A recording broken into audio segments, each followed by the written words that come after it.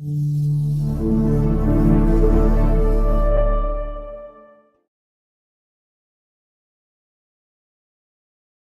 réussite d'un traitement implantaire repose sur la précision et la planification de la procédure chirurgicale.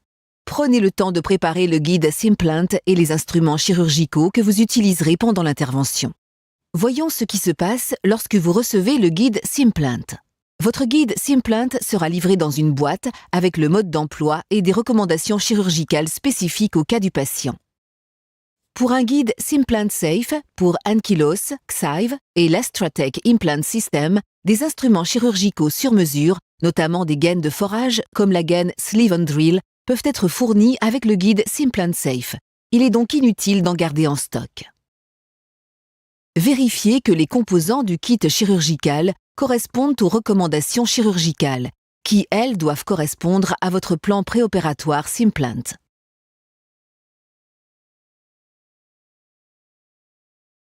Le sac dans lequel est fourni le guide Simplant ne doit pas être utilisé pour la stérilisation.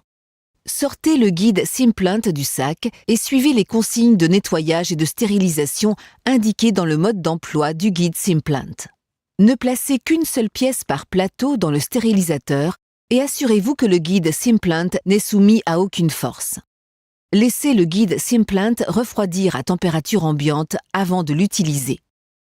Une fois que vous avez stérilisé le guide Simplant, vous pouvez stériliser tous les autres composants selon les consignes indiquées dans leur mode d'emploi.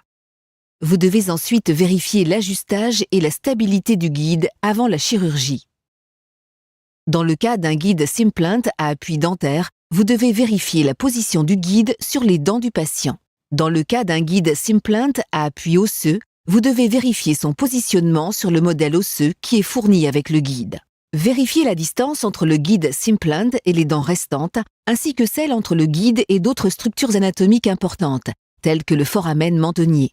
Dans le cas d'un guide Simplant à appui muqueux, vous devez soigneusement vérifier la position du guide sur le tissu mou du patient. Vous devez utiliser un mordu d'occlusion chirurgicale pour stabiliser le guide Simplant à appui muqueux lors de la fixation. S'il reste suffisamment de dents dans la conception du guide Simplant, le mordu d'occlusion fabriqué pour le scan peut être utilisé à la place. S'il ne reste pas suffisamment de dents dans la conception du guide Simplant, il est préférable de fabriquer un mordu d'occlusion directement en bouche avec un matériau standard de mordu. Il est nécessaire de fixer le guide Simplant à appui muqueux afin de minimiser le risque de dislocation pendant la préparation du site. Vous devez utiliser un mordu d'occlusion pour stabiliser le guide Simplant lors de la fixation.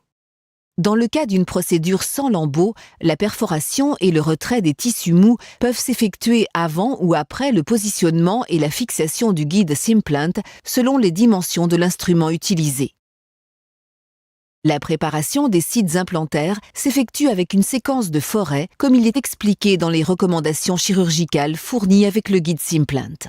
Si vous utilisez un guide pilote Simplant, seul le forage initial est guidé. Retirez le guide pilote Simplant pour achever la séquence de forage et placez l'implant conformément aux instructions du fabricant. Voilà, vous savez maintenant comment préparer et utiliser le guide Simplant et les instruments chirurgicaux dont vous aurez besoin. Vos actes chirurgicaux sont désormais plus précis et plus prévisibles.